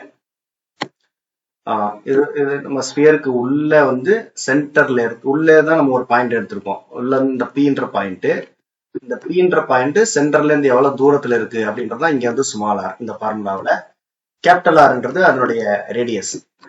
இப்போ இதற்கான ஃபார்முலா பாத்தீங்க அப்படின்னா v equal to minus m 3r square minus small r square divided by 2r cube into g. இது வந்து எங்கன்னா நமக்கு வந்து ஸ்பெரிக்கல் செல்லுக்கு உள்ள. சரி, ஒருவேளை ஸ்பெரிக்கல் செல்லுக்கு உள்ள நீங்க சென்டர் பாயிண்ட் எடுத்துக்கிறீங்க, சென்டர் எடுத்துக்கிட்டீங்க அப்படின்னா இந்த சென்டர் ஓவை எடுத்துக்கிட்டீங்கன்னா ஓவில் எவ்வளோ நமக்கு வந்து பொட்டன்சியல் இருக்கும் அப்படின்னு பாத்தீங்கன்னா ஓவை எடுத்துக்கும் போது இந்த ஃபார்முலாவில் வந்து ஆர் ஈக்குவல் என்ன ஆயிரும் நமக்கு 0. ஏன்னா நம்ம சென்டரே எடுத்துட்டோம், ஸோ அதனால ஸ்மால் ஆர் ஈக்குவல் டு 0. அப்ப இந்த ஃபார்முலால ஸ்மால் ஆர் ஈக்குவல் டு 0ன்னு சப்ஸ்டிட் பண்ணீங்க அப்படின்னா உங்களுக்கு வந்து இந்த ஆர் ஸ்கொயர் ஸ்மால் ஆர் ஸ்கொயரை நீக்கலாம். ஸ்மால் ஆர் ஸ்கொயரை நம்ம நீக்கிட்டோம் அப்படின்னா என்ன கிடைக்கும் நமக்கு வந்து மேல வந்து 3r ஸ்கொயர், கீழே வந்து 2r கியூப் இருக்கு. ரெண்டு கேன்சல் ஆச்சுன்னா கீழே மட்டும் நமக்கு வந்து என்ன கிடைக்கும் ஆர் கிடைக்கும், மேல 3 கிடைக்கும், கீழே 2rன்னு கிடைக்கும். இப்ப இதனுடைய அந்த ஃபார்முலா தான் நமக்கு வந்து இந்த ஃபார்முலா. அதாவது இது வந்து இந்த ஃபார்முலா என்ன அப்படின்னா ஒரு சாலிட் ஸ்பியருடைய சென்டர்ல எவ்வளவு பொட்டன்ஷியல் அப்படின்றது. இந்த ஃபார்முலா வந்து ஜெனரல் ஃபார்முலா, அதாவது சாலிட் ஸ்பியருக்கு உள்ள எந்த ஒரு பாயிண்ட் எடுத்துக்கிட்டாலும் அங்க எவ்வளவு பொட்டன்ஷியல் கண்டுபிடிக்கிறதுக்கான ஃபார்முலா. இப்ப சென்டர்ல வந்து பாத்தீங்கன்னா v equal to -3/2 m/r into g. இல்ல நம்ம but -m/r g is the gravitational potential on the surface of the sphere. இது நமக்கு தெரியும். அதாவது சர்ஃபேஸ்ல இப்ப வந்து சென்டர்ல வந்து v equal to -3/2 m/r g. இந்த -m/r(g) அப்படின்றது பாத்தீங்கன்னா சர்ஃபேஸ்ல உள்ள வேல்யூ. நம்ம ஏற்கனவே பார்த்தோம், சர்ஃபேஸ்ல வந்து எவ்வளவு இருக்குன்னு பாத்தீங்கன்னா v ஈக்குவல் டு -m/r(g). இது சர்ஃபேஸ்ல உள்ளது. அப்போ இப்ப இந்த ரெண்டு ஃபார்முலாவை நீங்க கம்பேர் பண்ணீங்க அப்படின்னா சர்ஃபேஸ்ல உள்ளதையும் சென்டருக்குமான வேல்யூவையும் நம்ம கம்பேர் பண்ணோம் அப்படின்னா அப்ப சென்டருக்கான வேல்யூ வந்து எப்படி எழுதலாம் அப்படின்னு பாத்தீங்கன்னா v ஈக்குவல் டு -3/2 இந்த m/r(g)ன்றது இப்ப -m/r(g)ன்றது பாத்தீங்கன்னா சர்ஃபேஸ் வேல்யூ vs அப்படின்னு எழுதிக்கலாம்.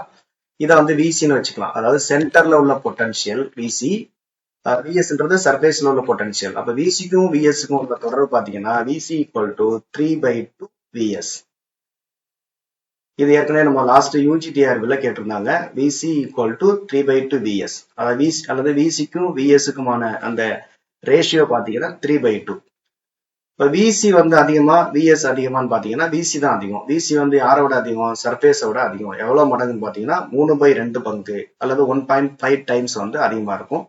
அதை நம்ம வந்து கீழே கொடுத்துருக்கோம். thus gravitational potential at the center of the solid sphere equal to 3/2 time of the gravitational potential on its surface. இப்ப சாலிட் ஸ்பியர் பொறுத்த வரைக்கும் எங்க வந்து பொட்டன்ஷியல் அதிகமா இருக்கும் அப்படின்னு பாத்தீங்கன்னா சென்டர்ல அதிகமா இருக்கும். நம்ம ஏற்கனவே செல்லுல பாத்தீங்க அப்படின்னா சர்ஃபேஸ்ல அதிகமா இருக்கும். இதுல வந்து சாலிட் ஸ்பியர்ல வந்து சென்டர்ல தான் வந்து பொட்டன்ஷியல் வந்து அதிகமா இருக்கும். சென்டருக்கும் சர்ஃபேஸ்க்குமான ரேஷியோ தான் அந்த 3/2 அப்படின்றது. இதுதான் நம்ம வந்து இப்படியும் சொல்லலாம். Gravitational potential at the centre of the solid sphere is the gravitational potential on the surface of the sphere equal to 3:2 அந்த ரேஷியோ. அல்லது vc is to vs equal to 3:2 அல்லது vc by vs equal to 3/2. இது நமக்கு last டிஆர்பில கேட்டிருக்காங்க இந்த question வந்து. அடுத்து this means in other words that the gravitational potential due to a solid sphere has its maximum value at its center. இந்த பிராக்கெட்ல நெகட்டிவ்னு ஏன் போட்டிருக்கோம்னா எல்லாமே நெகட்டிவ் வேல்யூ தான். நெகட்டிவ்ல மேக்ஸிமம். நம்ம நார்மலா நெகட்டிவ்ல மேக்ஸிமம் இருந்தா அதை வந்து கம்மின்னு சொல்லுவோம். அதுக்காக தான் அந்த பர்டிகுலரா நம்ம வந்து மேக்ஸிமம் இன் நெகட்டிவ் வேல்யூல மேக்ஸிமமா இருக்கும். நீங்க பாசிட்டிவா எடுத்துக்கிட்டீங்கன்னா அது வந்து மினிமம் சொல்லலாம். நெகட்டிவ் வேல்யூல இது வந்து மேக்ஸிமம் வேல்யூ. இப்போ நெக்ஸ்ட் வந்து நம்ம அந்த பொட்டன்ஷியல் அண்ட் ஃபீல்டு ஸ்பெரிக்கல் செல்லுக்கும் சாலிட் ஸ்பியருக்கும் அந்த பிக்சர் மட்டும் நம்ம போடுறோம். எப்படி வந்து அது வேரி ஆகுதுன்னு பார்த்தோம்னா இப்போ gravitational potential due to spherical செல்ல கிராவிடேஷனல் பொட்டன்ஷியல் எப்படி வேரி ஆகுது. இப்போ இதான் வந்து இந்த ஸ்பெரிக்கல் செல் வந்து இது வந்து ஸ்பெரிக்கல் செல். இப்ப ஸ்பெரிக்கல் செல்ல ஆர்ன்றது அதனுடைய ரேடியஸ், இந்த ஸ்மால் ஆர்ன்றது வந்து இந்த சென்டர்ல இருந்து எவ்வளவு தூரத்துல இருக்குன்ற பாயிண்ட். அப்புறம் வந்து இது இப்ப இது இங்கிட்ட உள்ளதெல்லாம் வந்து ஸ்பியருக்கு வெளியில, இந்த புள்ளி இந்த ரெண்டு புள்ளியும் வந்து ஸ்பியரோட சர்ஃபேஸ், இது ரெண்டுக்கும் இடைப்பட்ட பகுதி ஃபுல்லா ஸ்பியருக்கு உள்ள. இப்ப இந்த பிக்சர்ல பாத்தீங்க அப்படின்னா நமக்கு வந்து இது வந்து ஸ்பியருக்கு வெளியில, ஸ்பியருக்கு வெளியில வந்து இந்த இடத்துல வந்து பொட்டன்ஷியல் பாத்தீங்க அப்படின்னா அப்படியே என்ன ஆகுது அப்படின்னு பாத்தீங்கன்னா இது மைனஸ்ல இருக்கிறதுனால நமக்கு வந்து அப்படியே இதாகி இந்த வேல்யூக்கு வருது நமக்கு. அதன் பிறகு ஸ்பியருக்கு உள்ள ஸ்பெரிக்கல் செல்லுக்கு உள்ள v வந்து ஒரே வேல்யூ தான். சர்ஃபேஸ்ல என்ன வேல்யூ இருக்கோ அதே வேல்யூ தான் உள்ள ஃபுல்லாவே இருக்கு. அதனால இது கான்ஸ்டன்டா இருக்குது. அதுக்கப்புறம் என்ன ஆகுதுன்னு பாத்தீங்கன்னா இன்க்ரீஸ் ஆகி அப்படியே இன்க்ரீஸ் ஆகிட்டே போகுது. இன்க்ரீஸ் ஆகி அதாவது இதுல இருந்து மினிமம் கான்ஸ்டன்ட் வேல்யூல இருந்து அப்படியே வந்து இன்க்ரீஸ் ஆகுது. நெக்ஸ்ட் அதுவே சாலிட் ஸ்பியர்ல பாத்தீங்க அப்படின்னா, சாலிட் ஸ்பியர்ல இது வந்து என்ன ஆகுதுன்னு பாத்தீங்க அப்படின்னா, நமக்கு வந்து ஸ்பியருக்கு வெளியில வந்து அதே சேம் தான். ஸ்பியருக்கு வெளியில அதே சேம் தான். ஸ்பியருக்கு உள்ள பாத்தீங்க அப்படின்னா நமக்கு வந்து இந்த பாயிண்ட் இது ரெண்டுக்கு இடையில பாத்தீங்க அப்படின்னா நமக்கு வந்து ஸ்பியருக்கு உள்ள இது வந்து சர்ஃபேஸ்ல உள்ள வேல்யூ, இதுவும் சர்ஃபேஸ் வேல்யூ, இது வந்து ஸ்பியருக்கு உள்ள வேல்யூ. ஸ்பியருக்கு உள்ள போக போக போக என்ன ஆகுதுன்னா அதாவது மைனஸ்ல இன்க்ரீஸ் ஆகுது. மைனஸ்ல இன்க்ரீஸ் ஆகி உங்களுக்கு வந்து அந்த சென்டர்ல வந்து மேக்சிமம் மைனஸ்ல எதிர் திசையில நமக்கு மேக்சிமம் ஆகுது. அதன் பிறகு அப்படியே வந்து மைனஸ்ல சொல்ல போனா இது வந்து குறைஞ்சிட்டே போய் அதுக்கப்புறம் இப்படியே இது வந்து குறையிறது தான். மைனஸ்ல பார்த்தோம்னா இது குறையிறது, பட் பிளஸ்ல பாத்தீங்கன்னா இது வந்து அதிகரிக்கிற மாதிரி தெரியும். அதே மாதிரி வந்து அதிகத்துல இருந்து அப்படியே குறைஞ்சிட்டே வர்ற மாதிரியும், அதுக்கப்புறம் இது இன்னும் குறையிற மாதிரி தெரியும். பட் நெகட்டிவ்ல பாத்தீங்கன்னா இது மேக்சிமம். இது பொட்டன்ஷியலுக்கு. நெக்ஸ்ட் வந்து இதற்கான பிக்சர் பார்த்தோம் அப்படின்னா நம்ம வந்து எலக்ட்ரிக் ஃபீல்டு எப்படி இருக்குன்னு பாத்தீங்கன்னா ஸ்பெரிக்கல் செல்லை பொறுத்த வரைக்கும் அவுட்டர்ல பாத்தீங்கன்னா அவுட்டர்ல கிட்டத்தட்ட வந்து அதே மாதிரிதான் பொட்டன்ஷியல் மாதிரியே தான் வந்து என்ன ஆகுது அப்படின்னு பாத்தீங்கன்னா அப்படியே வந்து நெகட்டிவ்ல வந்து இன்க்ரீசஸ், நெகட்டிவ் சைடு வந்து அப்படியே இன்க்ரீஸ் ஆயிட்டு செல்லுக்கு உள்ள என்ன ஆயிருது நமக்கு வந்து ஈக்குவல் டு 0. அதனால இது வந்து டோட்டலா வந்து இது வந்து இங்க வந்து டிஸ்கண்டினியூட்டி. நீங்க பிக்சர்ல பாத்தீங்கன்னா நமக்கு கனெக்ஷன் கிடையாது. பட் ஆனா பொட்டன்ஷியல் படத்துல பாத்தீங்கன்னா இங்க வந்து நமக்கு லைன் போட்டிருப்பாங்க. அதாவது ஒரு இது வந்து கான்ஸ்டன்டான ஒரு வேல்யூ இருக்கும். இங்க வந்து நமக்கு வந்து ஈக்குவல் டு 0 டிஸ்கண்டினியூட்டி ஆயிடும். இங்க வந்து பாத்தீங்க அப்படின்னா இதுல அப்படின்னா ஸ்பெரிக்கல் அதாவது சாலிட் ஸ்பியர்ல என்ன ஆகுதுன்னு பாத்தீங்கன்னா சாலிட் ஸ்பியர்ல வந்து இது இந்த வெளியில எல்லாம் அதேதான் சேம் இதுதான். பட் உள்ள வந்து சாலிட் ஸ்பியர்ல வந்து இங்க வந்து உள்ள போக போக போக போக இ வந்து என்ன செய்யுது அப்படின்னா இன்க்ரீஸ் வந்து மைனஸ்ல டிக்ரீஸ் ஆகி சென்டர்ல, இதுல முக்கியமான பாயிண்ட் கிராவிடேஷனல் ஃபீல்டு வந்து எர்த்தோட சென்டர்ல அல்லது அந்த ஒரு பொருளோட சென்டர்ல அந்த ஸ்பியரோட சென்டர்ல என்ன ஆகுதுன்னு பாத்தீங்கன்னா 0. சென்டர்ல வந்து E equal to 0. But V equal to maximum, negative maximum. But E equal to 0 in the center. சென்டர்ல மட்டும் 0 ஆகும். பட் ஸ்பெரிக்கல் செல்ல வந்து செல்லுக்கு உள்ள எல்லா இடத்துலயுமே E equal to 0. அதன் பிறகு அப்படியே வந்து கிராஜுவலா இன்க்ரீஸ் ஆகி அப்படியே வந்து நமக்கு வந்து டிக்ரீஸ் ஆகிற மாதிரி, அதான் நெகட்டிவ்ல டிக்ரீசஸ் இந்த மாதிரி இருக்கும். நெக்ஸ்ட் நம்ம பார்க்க போறது கிராவிடேஷனல் பொட்டன்ஷியல் எனர்ஜி. நம்ம கிராவிடேஷனல் பொட்டன்ஷியல் எனர்ஜிக்கும் பெரிய வித்தியாசம் இல்லை. என்னன்னு பாத்தீங்கன்னா அதற்கான ஃபார்முலா வந்து U equal to minus G M1 M2 by R. Gravitational பொட்டன்ஷியல்ல ஒரு M மட்டும் இருக்கும், இங்க வந்து 2 M இருக்கு. இப்போ இதற்கான டெபினேஷன் பாத்தீங்கன்னா அதே பொட்டன்ஷியலுக்கான அதே மாதிரியான டெபினேஷன் தான். இப்போ இதுக்கு வந்து 2 மாஸ் நம்ம எடுத்துட்டு போறோம். இதுல ஆல்ரெடி ஒரு மாஸ் வந்து M1 வந்து இருக்கு, M1 மாஸ் இருக்கு. இப்ப இன்னொரு மாஸ் வந்து இங்க வந்து ஒரு R டிஸ்டன்ஸ்ல நமக்கு வந்து ஒரு M2ன்ற இன்னொரு மாச என்ன பண்ண போறோம் அப்படின்னா இன்ஃபினிட் டிஸ்டன்ஸ்ல இருந்து இந்த இடத்துக்கு கொண்டாந்து வைக்க போறோம். இதுல கொண்டாந்து வைக்கிறதுக்கு எவ்வளவு ஒர்க் டன் பண்றோமோ அந்த ஒர்க் டன் தான் என்ன சொல்றோம் அப்படின்னா கிராவிடேஷனல் பொட்டன்ஷியல் எனர்ஜின்னு சொல்றோம். கிராவிடேஷனல் பொட்டன்ஷியலுக்கும் இதுக்கும் என்ன வித்தியாசம் டெஃபினேஷன் பாத்தீங்கன்னா, நம்ம வந்து இங்க M2ன்ற ஒரு மாஸ் எடுக்கிறோம் இல்லையா, M2ன்ற மாஸ் எடுக்கிறதுக்கு பதிலாக கிராவிடேஷனல் பொட்டன்ஷியல் என்ன பண்றோம்னா இதை வந்து 1 kg மாஸா எடுத்துக்குவோம், அதாவது யூனிட் மாஸா எடுத்துக்குவோம். இங்க வந்து இது யூனிட் ஆயிருக்குன்னு அவசியம் இல்லை, என்ன வேணாலும் இருக்கலாம். அதுதான் இந்த ரெண்டு டெஃபினேஷனுக்குள்ள வித்தியாசம். அதனால நமக்கு வந்து ஃபார்முலா பாத்தீங்கன்னா U equal to minus G 2 M இருக்கும், M1 M2 by R அப்படின்னு இருக்கும். அடுத்து the unit of the gravitational potential energy is joule and it is a scalar quantity. நமக்கு கிராவிடேஷனல் பொட்டன்ஷியல் எனர்ஜின்றதும் எனர்ஜி தான். எனர்ஜிக்கான யூனிட் வந்து நமக்கு வந்து ஜூல். அப்புறம் எனர்ஜினாலே அது வந்து ஒரு ஸ்கேலர் குவான்டிட்டி தான். ஃபோர்ஸ், ஃபீல்டு இது ரெண்டு தான் வெக்டர் குவான்டிட்டி. எனர்ஜி, பொட்டன்ஷியல் இது எல்லாமே ஸ்கேலர் குவான்டிட்டி. அடுத்ததாக இந்த கிராவிடேஷனல் பொட்டன்ஷியல் எனர்ஜி எதை டிபெண்ட் பண்ணியிருக்குன்னு பாத்தீங்கன்னா 2 மாசஸை டிபெண்ட் பண்ணியிருக்கு. மேலும் அதற்கு இடைப்பட்ட தொலைவு அந்த டிஸ்டன்ஸ் பிட்வீன் தெம் அதை டிபெண்ட் பண்ணியிருக்கும். அடுத்து இந்த gravitational potential B and potential energy U are always negative. ரெண்டுமே கண்டிப்பா நெகட்டிவா தான் இருக்கும். இன் சைன், அதோடைய சைன் வந்து நெகட்டிவா இருக்கு. தேர் ஹையஸ்ட் வேல்யூ எங்கன்னு பாத்தீங்கன்னா ஜீரோ. ஜீரோ தான் ஹையஸ்ட் வேல்யூ எங்கன்னு பாத்தீங்கன்னா இன்ஃபினிட்டில. அடுத்து this is clearly a consequence of the fact that in the case of gravitation we come across only forces of attraction and never those of reflection. இதோட meaning என்ன அப்படின்னு பாத்தீங்கன்னா, gravitational potential and potential energy ரெண்டுமே நெகட்டிவா இருக்குது அப்படின்னா என்ன அர்த்தம் அப்படின்னு பாத்தீங்கன்னா, நெகட்டிவா இருக்கு. மேலும் அது எங்க வந்து ஹையஸ்ட் வேல்யூ அடையுதுன்னா இன்ஃபினிட்டில தான் வந்து அந்த ஜீரோன்ற வேல்யூ அடையுது. நெகட்டிவா இருந்தாலே என்ன அர்த்தம்னு பாத்தீங்கன்னா வந்து அது வந்து அட்ராக்டிவ் அப்படின்னு அர்த்தம். அப்ப அதனால கிராவிடேஷனல் ஃபோர்ஸ் வந்து நமக்கு அட்ராக்டிவா மட்டும் இருக்கிறதுனால தான் நமக்கு வந்து பொட்டன்சியல் வந்து அண்ட் பொட்டன்சியல் எனர்ஜி ரெண்டுமே வந்து நெகட்டிவ் மட்டும் தான் இருக்கும், பாசிட்டிவ் இருக்காது. பட் எலக்ட்ரோஸ்டாட்டிக்ல அதுல வந்து நமக்கு நெகட்டிவ் அண்ட் பாசிட்டிவ் ரெண்டுமே இருக்கும். அங்க அட்ராக்ஷன் அண்ட் ரிப்பல்சன் ரெண்டுமே இருக்கும். இங்க ஒன்லி அட்ராக்ஷன், நோ ரிப்பல்சன் அப்படின்றதுதான். ஓகே, இது வரைக்கும் நம்ம வந்து experimental determination of the gravitational constant G வந்து கண்டுபிடிக்கிறதுக்கான மெத்தட்ஸ் பார்த்துறோம். அதுக்கப்புறம் வந்து கிராவிடேஷனல் பொட்டன்ஷியல், அப்புறம் கிராவிடேஷனல் ஃபீல்டு, அப்புறம் அதுல ஸ்பெரிக்கல் செல்லுல எப்படி இருக்கும், சாலிட் ஸ்பியர்ல எப்படி இருக்கும் அப்படின்றத நம்ம பார்த்துருக்கோம். இப்போ நெக்ஸ்ட் அது சார்ந்த சில கொஸ்டின்ஸ் வந்து நம்ம பார்க்கலாம்.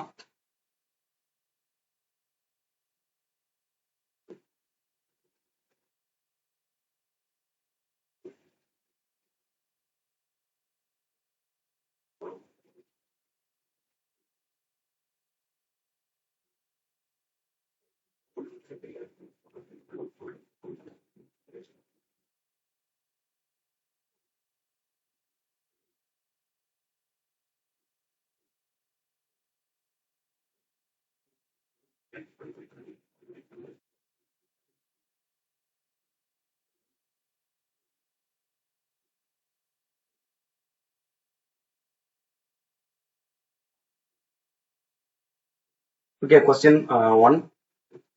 Gravitational field intensity at a point is defined as.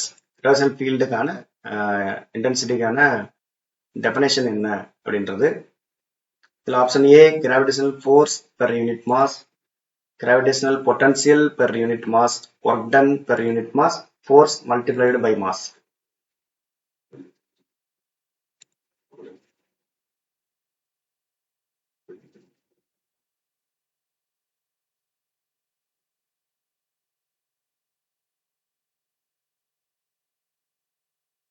Answer.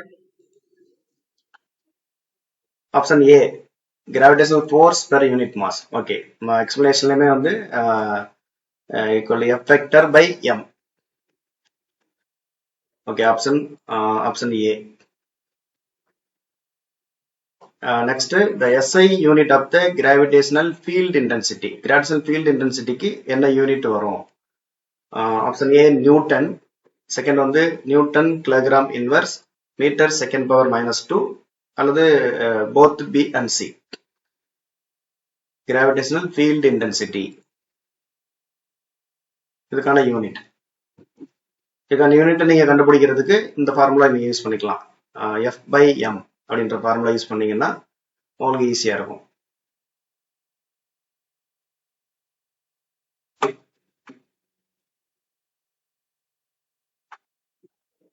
Gravitational field intensity இந்த ஃபார்முலா யூஸ் பண்ணுங்க. F by M. Fக்கான யூனிட் வந்து நியூட்டன், Mக்கான யூனிட் கிலோகிராம். அப்ப என்ன ஆன்சர் வருது நமக்கு? Newton kilogram inverse. அப்ப ஆப்ஷன் பி ரைட்டு. அடுத்த ஆப்ஷன் சி பாத்தீங்க அப்படின்னா நியூட்டன் அப்படின்றது ஃபோர்ஸ் இல்லையா? ஃபோர்ஸ் வந்து இப்படி எழுதலாம்ல, force equal to mass into acceleration by M. இல்லைன்னா மாஸ் கேன்சல் ஆயிடும். அப்போ வந்து எதுக்கும் ஈக்குவலா இருக்கும், அது வந்து ஆக்சலரேஷனுக்கும் ஈக்குவல். ஆக்சலரேஷனுக்கான யூனிட் வந்து மீட்டர் செகண்ட் பவர் மைனஸ் 2. அப்போ தேர்ஃபோர் ஆப்ஷன் பியும் ரைட்டு, சியும் ரைட்டு. இப்போ கரெக்ட் ஆப்ஷன் பாத்தீங்கன்னா நமக்கு ஆப்ஷன் டி. இப்போ நெக்ஸ்ட் வந்து gravitational field intensity at a distant R from a point of mass M is. Gravitational field இன்டென்சிட்டிக்கான ஃபார்முலா ஜஸ்ட் இதுல எந்த ஃபார்முலா நமக்கு பொருத்தமா இருக்கும்? gm by r, gm by r square, g by mr square, gmr square.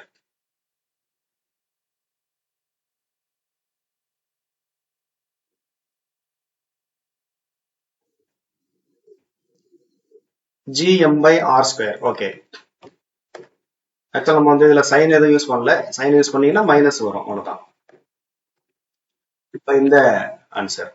Next question number 4. Gravitational field intensity inside a hollow spherical cell. ஆக்சுவலா மறைஞ்சிருக்கு. Answer வந்து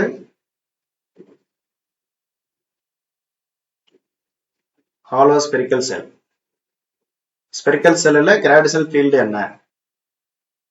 இப்போ நம்ம பார்த்தோம், spherical cellக்கு உள்ள gravitational field வந்து 0 everywhere. gravitational field வந்து 0. But potential வந்து கான்ஸ்டன்டா இருக்கும். சர்ஃபேஸ்ல என்ன இருந்ததோ அதே அளவு தான் இருக்கும். அடுத்த question number 5. The direction of gravitational field intensity. field intensity னுடைய டைரக்ஷன் எப்படி இருக்கும்? away from the mass. மாஸ்ல இருந்து வெளிநோக்கி இருக்கும். tangential to the surface, towards the mass, perpendicular to force. gravitational field intensity யோட டைரக்ஷன் வந்து ஆன்சர் வந்து towards the mass. மாஸ் நோக்கி இருக்கும். அடுத்து, if the distance from a mass is doubled, gravitational field intensity becomes. mass அதாவது distance double ஆனா field என்ன ஆகும்? இதுக்கான ஆப்ஷன் கொடுத்துருக்காங்க. நம்ம g proportional 1 by r square. ஏன்னா ஃபீல்டும் அதாவது டிஸ்டன்ஸுக்குமான ரிலேஷன் பார்த்தீங்கன்னா 1 by r square. அப்போ டிஸ்டன்ஸ் உங்களுக்கு டபுள் ஆனிச்சு அப்படின்னா இப்போ g proportional 1 by r square. r வந்து டபுள் ஆகுது அப்படின்னா 2 ஸ்கொயர். அப்ப g வந்து என்ன ஆகுது? 1 by 4th. 1 by 4th தான் மாறும். 1/4. Next question number 7. Gravitational field intensity at the center of the earth. Gravitational field intensity at the center of the earth. சொல்லுங்க பார்க்கலாம். எர்த்தோட சென்டர்ல gravitational field intensity என்னவா இருக்கும்? Maximum, same as at surface, 0, infinite. எர்த்தோட சென்டர்ல. சொல்லுங்க sir.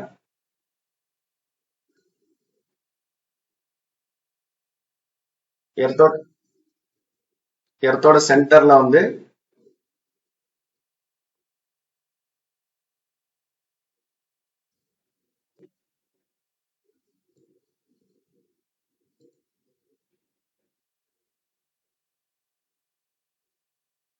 எர்த்தோட சென்டர்ல வந்து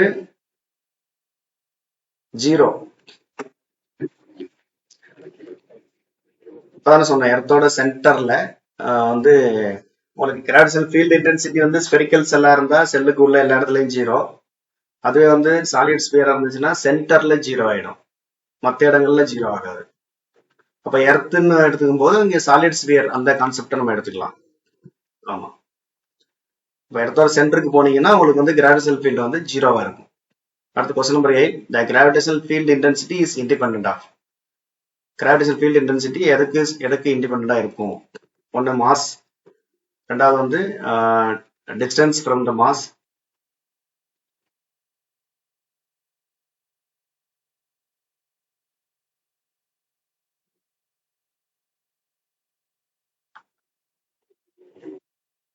அடுத்த test mass, gravitational constant.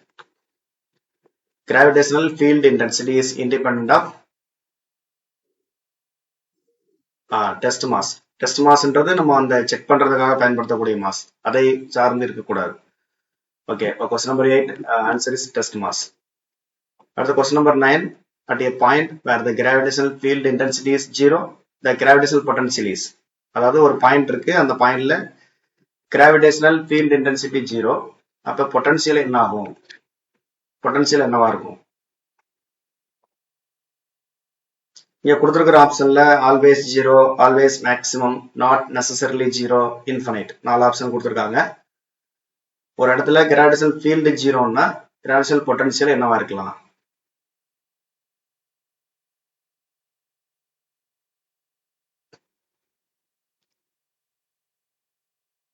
கொடுத்துருக்க ஆப்ஷன்ல நமக்கு வந்து நாட் நெசசரிலி 0.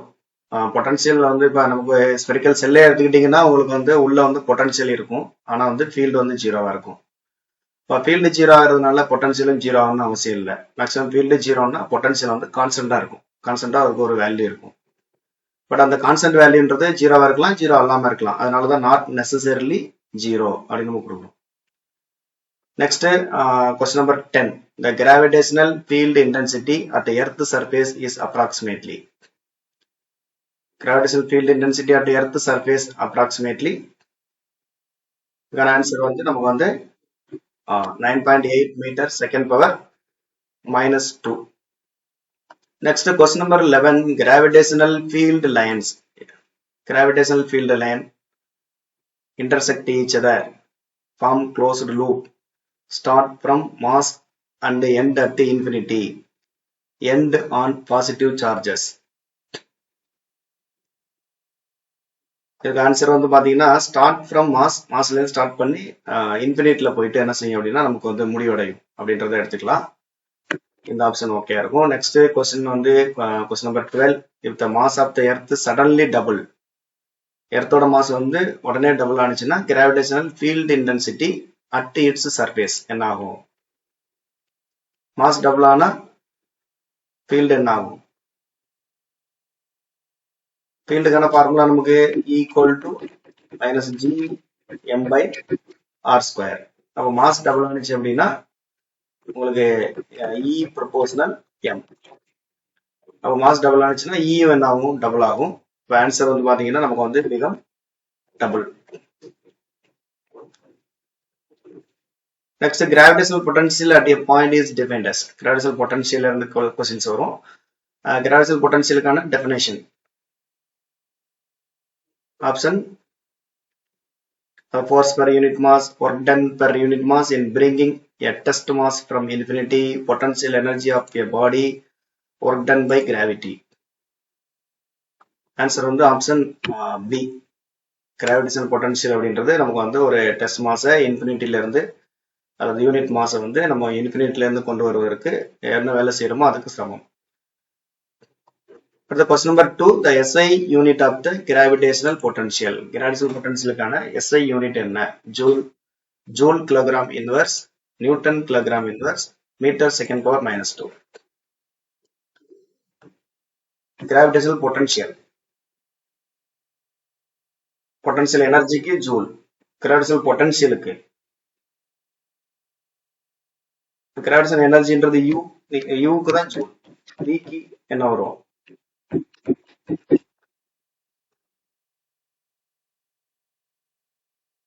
வின்றது ஆக்சுவலா நமக்கு என்ன அப்படின்னா பொட்டன்ஷியல் எனர்ஜியை யூனிட் மாஸால டிவைட் பண்ணீங்கன்னா கிடைக்கக்கூடியதா வி. அப்ப என்ன நமக்கு ஆன்சர் வரும் அப்படின்னா joule kilogram inverse. Next, the gravitational potential due to a point mass m at a distance r is. Gravitational potential கான ஃபார்முலா, gravitational potential கான ஃபார்முலா கேட்டிருக்கோம். இதுக்கான ஆப்ஷன் வந்து நமக்கு டி வந்து பொட்டன்ஷியல்னா ஆர் தான், ஆர் ஸ்கொயர் வராதுல்ல. Second option. அடுத்த question number 4. The gravitational potential at infinity is taken as. இன்ஃபினிட்டில கிராவிடேஷனல் பொட்டன்ஷியல் என்னவா இருக்கும்? இது நம்ம ஜெனரலா நம்ம எடுத்துக்கிறது தான், ஏற்கனவே சொல்லியிருக்கோம். இன்ஃபினைட்ல இதுல ஆப்ஷன் இல்ல மறைஞ்சிருக்கு. ஆக்சுவலா என்ன ஆன்சர் நமக்கு? இன்ஃபினிட்ல வந்து zero. Gravitational potential at infinity, எந்த பொட்டன்ஷியலா இருந்தாலும் இன்ஃபினிட்டில ஜீரோ தான். நீங்க எலக்ட்ரோஸ்டாட்டிக் பொட்டன்ஷியலா இருந்தாலும் சரி, எதுவா இருந்தாலும் இன்ஃபினிட்டினா அது ஜீரோன்னு தான் நம்ம எடுத்துக்குவோம். அடுத்து question number 5. Gravitational potential inside a hollow sphere. ஒரு ஹாலோ ஸ்பெரிக்கல் செல்லுக்குள்ள கிராவிடேஷனல் பொட்டன்ஷியல் எப்படி இருக்கும்? ஜீரோவா இருக்கும். Constant and equal to surface potential, maximum at the centre, minimum at the surface. Okay, அதாவது ஸ்பெரிக்கல் செல்லுக்குள்ள பொட்டன்ஷியல் வந்து என்ன சர்ஃபேஸ்ல என்ன இருக்கோ அதே தான் அந்த ஃபுல்லாவே இருக்கும், த்ரூ த செல் ஃபுல்லாவே. நெக்ஸ்ட் வந்து gravitational potential at the centre of the earth. Centre of the எர்த்ல கிராவிடேஷனல் பொட்டன்ஷியல் நம்ம என்ன சொன்னோம் அப்படின்னா மேக்சிமமா இருக்கும். கிராவிடேஷனல் பொட்டன்ஷியல் எங்க மேக்ஸிமம் அப்படின்னா எங்கன்னா சாலிட் ஸ்பியர்ல எங்க மேக்ஸிமம் இருக்கும் அப்படின்னு பாத்தீங்கன்னா அப்படியே சென்டர்ல. Next, if distance from a mass is doubled, gravitational potential. Distance double ஆனிச்சுன்னா gravitational potential என்ன ஆகும்? Gravitational potential வந்து நமக்கு வந்து minus m by r தான். Fieldனா வந்து 1/4 ஆகும், potentialனா 1/2. This half. Next, the relation between gravitational field intensity G and gravitational potential V. ஃபீல்டுக்கும் பொட்டன்சியலுக்கும் என்ன relation, அதுக்கான ஃபார்முலா. இங்க வந்து ஃபீல்ட ஜின்னு வச்சிருக்காங்க, பொட்டன்சியல வின்னு வச்சிருக்காங்க. ரெண்டுக்குமான ஃபார்முலா நம்ம ஏற்கனவே ஈன்னு வச்சிருந்தோம். இந்த ஃபார்முலா பார்த்தீங்கன்னா E equal to minus d v by d r. இப்போ ஈக்கு பதிலாக என்ன போடுறோம் நம்ம வந்து ஜி. இப்போ G equal to minus d v by d r, option B. Next, question number 9. Gravitational potential என்ன quantity? Vector quantity, scalar, vector and scalar, neither vector nor scalar. இப்போ லாஸ்டா பார்த்தோம் நம்ம வந்து scalar. Potential energy ரெண்டுமே scalar தான். அடுத்த question number 10. At a point where gravitational field intensity is 0. அப்போ gravitational potential is, இது ஆல்ரெடி ரிப்பீட்டட் கொஸ்டின் தான். At a point where gravitational field intensity is 0, gravitational potential என்ன ஆகும் அப்படின்னா, அதாவது ஃபீல்டு ஜீரோவா இருந்தா பொட்டன்சியல் என்ன ஆகும்? ஃபீல்டு ஜீரோவா இருந்தா பொட்டன்சியல் வந்து மேக்ஸிமம் அல்லது மினிமமா இருக்கலாம். இதோட மீனிங் என்னன்னு பாத்தீங்கன்னா equal to minus d v by d r. இந்த ஃபார்முலா படி இ வந்து ஜீரோ, ஈக்குவல் டு ஜீரோன்னா அப்ப வி வந்து என்னவா இருக்கும்னா ஒரு கான்ஸ்டன்ட் வேல்யூவா இருக்கும். அந்த கான்ஸ்டன்ட் வேல்யூ எப்படி இருக்கலாம்னா மேக்சிமா ஆர் மினிமாவா இருக்கலாம். இது நம்ம டிஃபரன்ஷியல் கால்குலேஷன் படி அந்த வேல்யூ வந்து மேக்ஸிமம் ஆர் மினிமா அந்த மாதிரி இருக்கலாம். நெக்ஸ்ட் கொஸ்டின் பாத்தீங்கன்னா gravitational potential energy of a body of mass M at distance R from mass M is. Gravitational potential எனர்ஜிக்கான ஃபார்முலா ஜஸ்ட் அது எம் மாஸ் ஆர் தொலைவில் என்ன அப்படின்னு கேட்கிறோம். கிராவிடேஷனல் பொட்டன்ஷியல் எனர்ஜிக்கு என்ன ஃபார்முலா அப்படின்னு பாத்தீங்கன்னா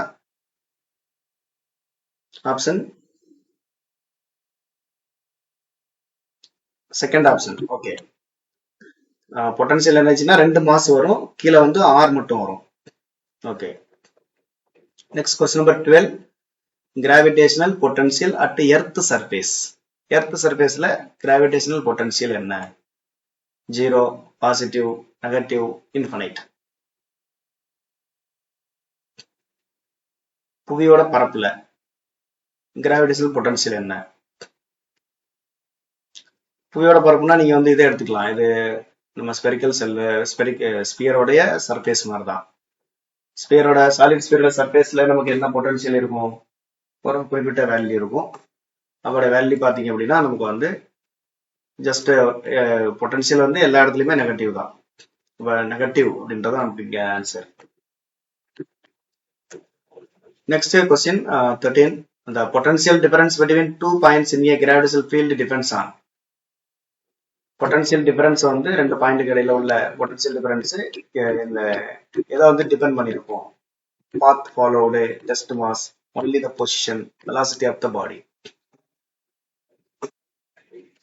பொட்டன்ஷியல் டிஃபரன்ஸ் எதை சார்ந்து இருக்கும்? நமக்கு வந்து இதுல கொடுத்துருக்கிறதுல பாத் ஃபாலோடுன்னா அது போகக்கூடிய பாதை, டெஸ்ட் மாஸ் சார்ந்து இருக்கும், அல்லது வெலாசிட்டி ஆஃப் த பாடியை சார்ந்து இருக்கும். நமக்கு எங்கேயுமே பொட்டன்ஷியல்ல வந்து நமக்கு வெலாசிட்டி இதெல்லாம் நமக்கு வர்றதில்லை, பாத்தை பொறுத்து சார்ந்து இருக்காது. ஆன்சர் வந்து ஒன்லி த பொசிஷன். ரெண்டும் எந்த இடத்துல இருக்குன்றத பொறுத்து அதோடைய பொட்டன்ஷியல் டிஃபரன்ஸ் இருக்கும். நெக்ஸ்ட் கொஸ்டின் வந்து for a uniform spherical body gravitational potential inside varies. Uniform spherical பாடின்னு சொல்லிட்டான். ஸ்பெரிக்கல் பாடினாலே உங்களுக்கு வந்து சாலிட் ஸ்பியர். அதுல கிராவிடேஷனல் பொட்டன்ஷியல் வந்து இன்சைடுல எப்படி வேரி ஆகுது? Linearly with the distance, linearly with the inversely with the distance, a square of the distance is constant.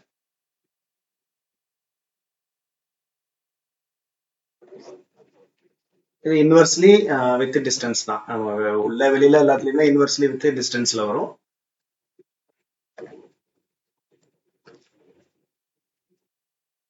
sorry, for a uniform spherical body inside varies.